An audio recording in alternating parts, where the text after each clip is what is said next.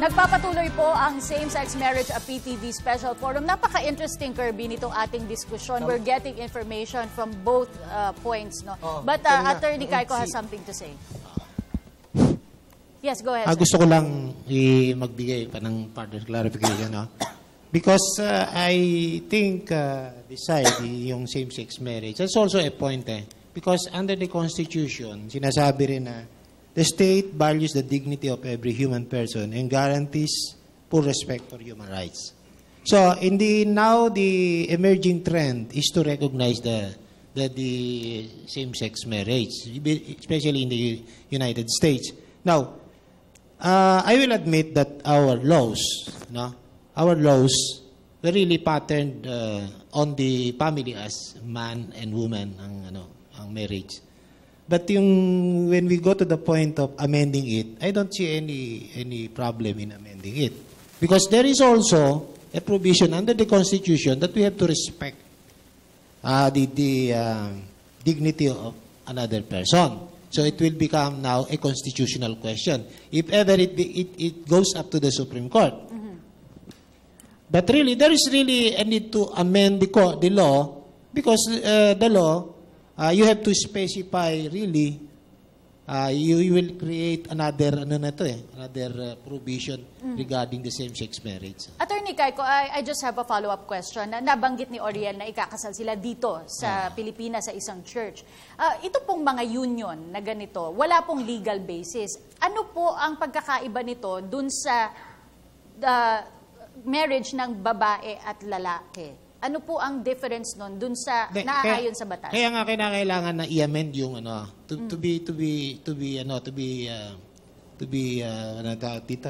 specific tayo doon. Because right now, ang law natin talaga is patterned after the man and woman. Yes, ibig po ba sabihin pag ang partner ng isang gay man ay namatay, wala po siyang makukuha under the law? Ganun po ba yun? Wala po siyang mana? Wala po siyang conjugal property? Ayun nga ang isang reason din para kinakailangan mo yung law. Yung tanong nga na ganito. Siguro, in case of, halimbawa, conjugal ownership yan, yes. Di ba? That's another problem. In case of adoption, kaninong surname ang gagamitin. Mm-hmm. So you really have to amend the law. Now, the question of sa kanina na pinag-uusapan, ang sabi nga dito sa side naman dito, there must be a separation of church and state. Mm-hmm. So we have to respect their views also. Mm-hmm. All right. Separation of church and state, Bishop. Yes, go ahead. Tama yun. Nandun yung freedom of religion and the separation of church and state that basically says that the state should not promote a particular religion. Mm-hmm. Pero ganun din, bilang mga tao na nabubuhay sa ating estado, dapat tayo'y sumunod at magpailalim sa pamantayan at sa batas ng ating estado. Ngayon, yun namang concern. Halimbawa, may problema sa property, meron namang provision ang ating, halimbawa, meron namang mga tinatawag na partnerships ng business partnerships o yung financial agreement. So, pwede yang maging, ibig sabihin, yung concern nila ay hindi kinakailangan magkaroon ng batas na magbabiolate ng another batas o kinakailangan mo pang i-amend kung ang concern ay how do we protect our properties, how do we protect our meron namang ibang laws that could apply for that, di ba, Atty? Yung prenuptial agreement, pwede yun.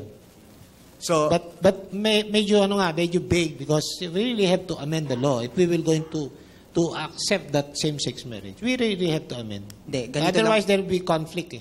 Ngayon, kahit naman sa ating batas, kaya nga nakalagay doon, ano yung ating basic definition ng what is a family, what is our right. Kaya nga sabi ko rin kanina, yung ating right ay merong limitasyon. Sige. Kaya nga, mahalaga ring makita natin na when God gave His guidance and prescriptions and law, hindi naman siya nagsasabing He wants us to be, not to enjoy life. In fact, the very purpose why Christ came is so that we may have life and enjoy the life that He has given. Yes. Okay, kaya nga, ang message ko na ipapaabot to those who are having these struggles, ang message is that Christ came in order to set you free. Christ came to give you that life and And nandun yung paghuhugas, nandun yung paglilinis, nandun yung pagpapatawad, at nandun kung paano ang Panginoong Hesukristo ang magbibigay ng kalayaan upang tayo ay makapamuhay ng ayon sa plano at ayon sa pamantayan ng Okay. Diyos. May ilalagdag si Oriel. Go ahead.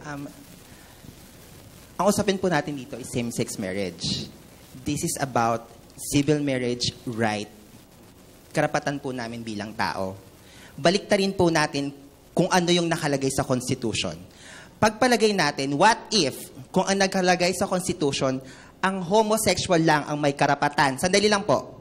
Sandali lang. Kung ang nakalagay sa Constitution at sa family code natin, ang nakalagay lang, ang pwede lang ikasal ay ang mga homosexual. Hindi ba kayo aangal at hindi ba kayo hingi ng karapatan yun bilang hetero? Kasi titingnan natin. Sandali nga lang po. Yun nga po, Hindi, tinatanong mo na ako eh. Opo, itinatanong ko nga po ito. O, kaya pa Tinatanong sagutin ko. mo ako. Sandali. Pag yun ang nangyari, kung yun ang nakalagay sa Constitution at Family Code, at dinefine sa Family Code, ang pwede lang ikasal ay man at saka ang man, babae at ang babae, or mga homosexual lang. Sige, hindi rin ba hihingi karapatan ng mga hetero na ikasal sila? Pwede mo na ako sumagot? Your action, sir. Okay. Kaya nga sa ating paggawa ng batas, ang paggawa ng batas ay isinasaalang-alang hindi yung exceptional issue. Ang ginagawa natin na magiging batas yung exception. Kaya nga meron tayong, yung sinasabi ni attorney kanina, na sa paggawa ng batas, tinitingnan mo yung what is the prevailing, sasabihin nating norm for everyone, at hindi tayo gagawa ng batas to cater to the exceptional.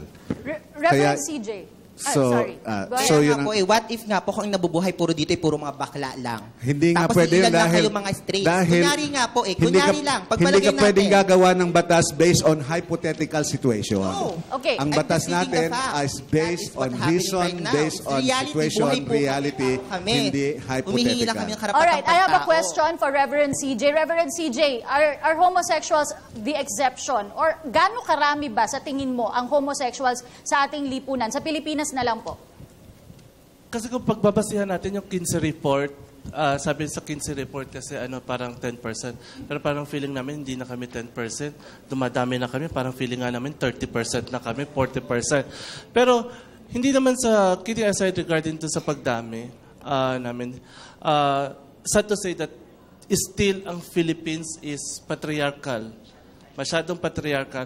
Tapos still ang Philippines ay parang, very religious in a sense, at parang napaka-moralista.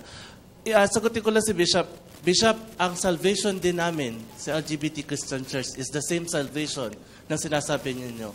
For God so loved the world that He gave His only begotten Son, that whosoever believes in Him should not perish but have eternal life. Yung whosoever po doon, walang gender doon. Walang lalaki, walang babae. As long as you believe in Jesus Christ, you will be saved. That's the same grace that we want. Okay. At saka gusto ko lang po sabihin yung paggamit ninyo ng Biblia to justify hate sa amin. All right. The No, Bible is not about I just hate like po. to put It's our about love. I do not hate you. I do not I'm hate sorry you. to interrupt. Sige. Gusto ko lang sabihin, Yes, go kasi ahead. sinabi niyang I hate them. I don't hate them. Okay. In fact, That's I love clear. them. Okay. Thank you, Bishop. Okay. Bishop, Okay, okay. pro same-sex marriage. Let's But put this then, discussion back, I hate the sin. back to our subject, But I okay? hate- I love We're the talking people. about the homosexual marriage. Sa tingin niyo po ba, with the way things are going now, let's ask Oriel, may chance bang mag-prosper ang same-sex marriage dito sa ating bansa? Legally? Legally, oo, meron yan. Nararamdaman ko, positively, meron yan. Medyo late lang tayo, pero mangyayari yan. Nararamdaman Will we ko. see it within our lifetime? We will see it. Makikita natin yan. USA, hinintay din nila yan ng napakatagal. They're fighting it for almost 70 years. Pero nakukuha na nila ng USA to. Diba? May mga saradong utak lang talaga na ini-stop ang karapatan namin.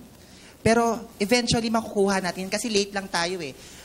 Bago lang tayo eh. Parang tayo yung mga baby born lang na eto pa lang, ngayon pa lang tayo nagiging buhay sa mga ganito. Pero eventually, 10, 5 years, ma-achieve na natin yan eh. Okay. Maraming maglalakad for this. Maraming lalaban for this. Hindi lang ako. Mr. David, you are opposed to this measure. Am I correct? Oh, because it's unnatural. It is not natural. No? Hindi yan inherent. No? Alam mo, kahit anong sabihin ng LGBT community na natural yan, yan ay isang unnatural na bagay. But will the law on same-sex marriage, do you think it will prosper here in our country? Marami na pong bansa, maraming estado sa Amerika ang meron ito. Sa kanila. Pero dito hindi. It would take another century siguro. Or in fact, there is really no need for it. Dahil nga malinaw naman na kung yung hinahabol nila ay yung magkaroon lang ng kunwari doon sa conjugal property, ang dami naman mga contractual arrangements na pwedeng pasukan para sagutan lang mga ganyang bagay. Wag nating ipilit na isang karapatan na ginawa through human reason ang papatay din doon sa gumawa, no? Which is humans. Kaya yung same-sex marriage is a crime against humanity, no? Because it will kill humanity. Okay. May mga karagdagang pang katanungan yung ating mga bisitang estudyante. Unahin ko na si Kenrick. Kenrick Bailon. So yun, hello po. Good evening po. Tanong ko lang po, anyone na lang po sa inyo kung sino po maaaring sumagot. Kung sakali po dito sa Pilipinas ay hindi pa malilegalize yung same-sex marriage, para po sa inyo, ano po kaya yung mga alternative way para po hindi naman po ma-discriminate? Ako, aminado po ako, I'm proud to be a member of LGBT community. Ano po sa tingin nyo yung maaaring o mga alternative way para hindi naman po kami ma-discriminate base po sa mga sinasabi nyo po kanina? Okay, tanungin natin. Let's ask our lawyer, Attorney Reyes. I have a message for you, no, and for the others who are oriented like Sogi. That is not a permanent or an irreversible condition. Ang ibig sabihin, pwede pa kayong magbago. Kasi meron po kaming mga kasama na dati ay homosexual na bumalik at naging normal, in other words, heterosexual. Kasi po ang naririnig ko rito karapatan na sa ilalim ng batas. Alam ninyo, mahaba lang talakayan to kasi equal protection of the laws ang pinag-uusapan natin. I'm talking about the law. Are there any laws that will protect them if gay marriage is not allowed in the Philippines at present? Well, yun na nga po eh. Ang number one, I believe it will not happen in our lifetime, if ever. Number two, there is no demonstrable need nor urgency, no, for that kind of situation to come about.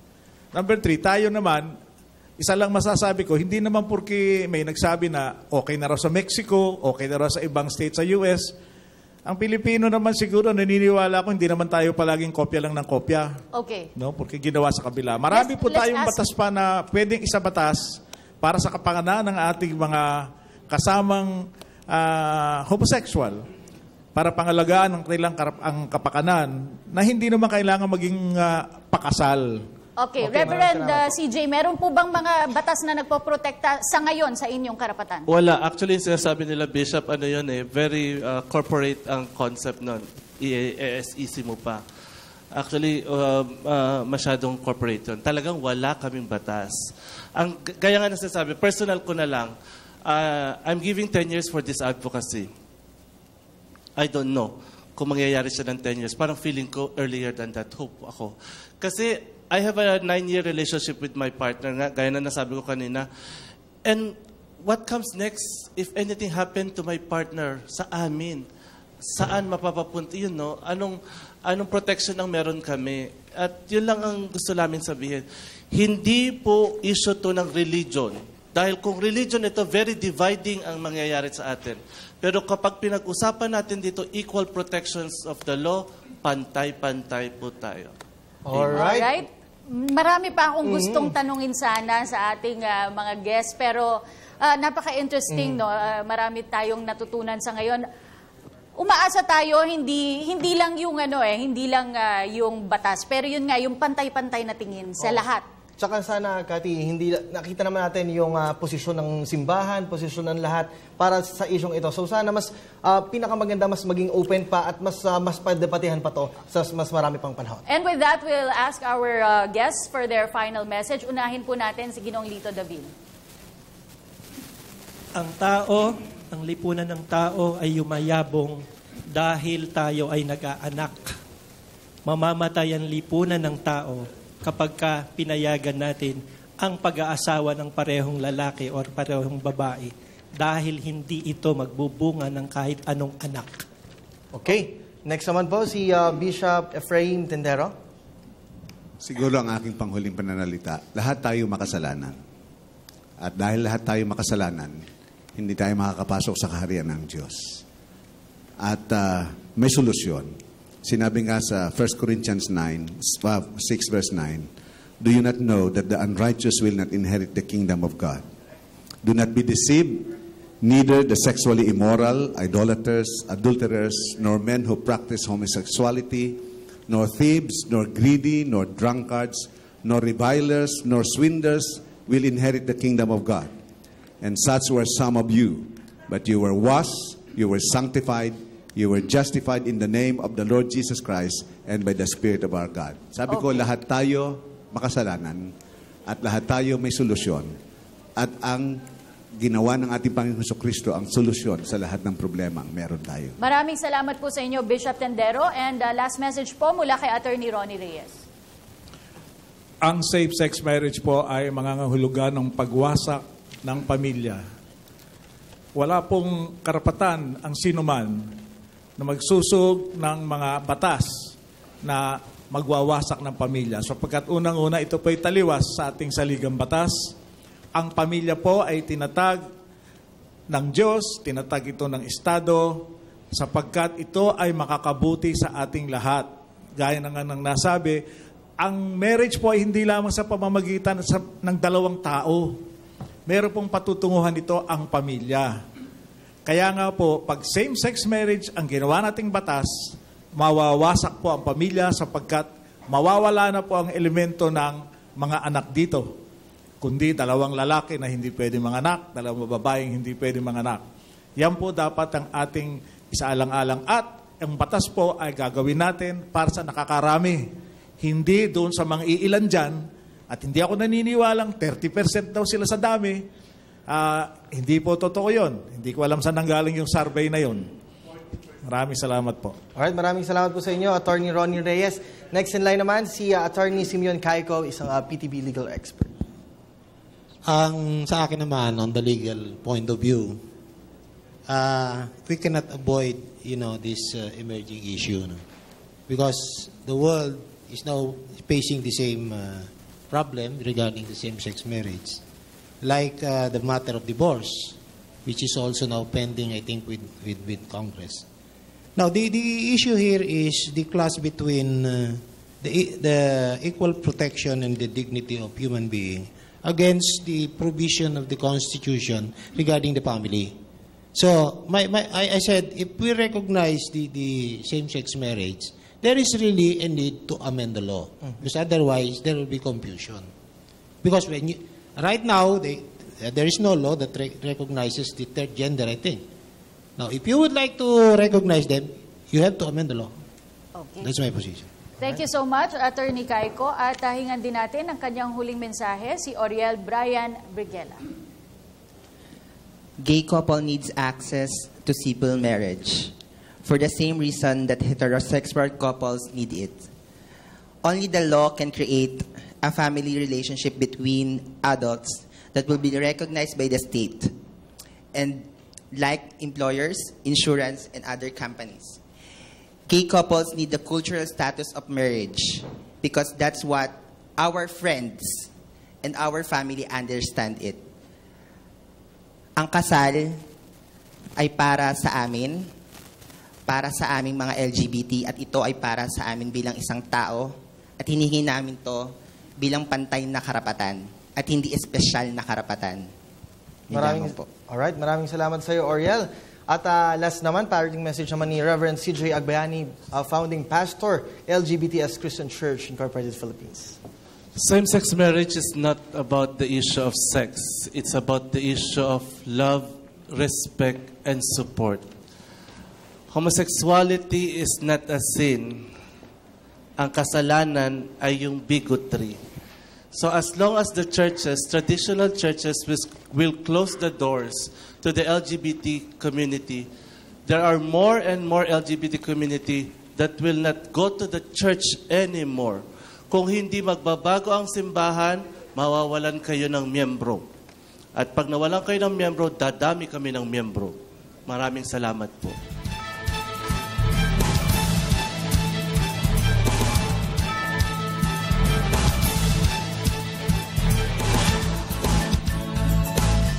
Matagal nang ikinakampanya ng LGBT community ang pagkakaroon ng patas na karapatan sa batas, lalo na sa same-sex marriage sa bansa. At naniniwala sila na hanggat may mga grupo at individual na sumusuporta at nagsusulong ng karapatan ng mga LGBT, hindi raw malayong dumating ang panahon na magiging pantay rin ang pagkilala na kanilang mararanasan. Ako po, si Kirby Cristobal. Ang paksa ng same-sex marriage ay mananatiling isang sensitibong usapin kung hindi man tanggap ng ilan ang pagpapakasal ng lalaki sa lalaki o maging babae sa babae, masasabing ang pantay na pagtrato at pakikitungo ang pinakamahalagang basbas na maaari nating ipagkaloob. Ako po, si Cathy San Gabriel. At naway nakatulong po ang inyong 1.5 oras ng pagsama sa aming talakayin ang mahalagang isyong ito.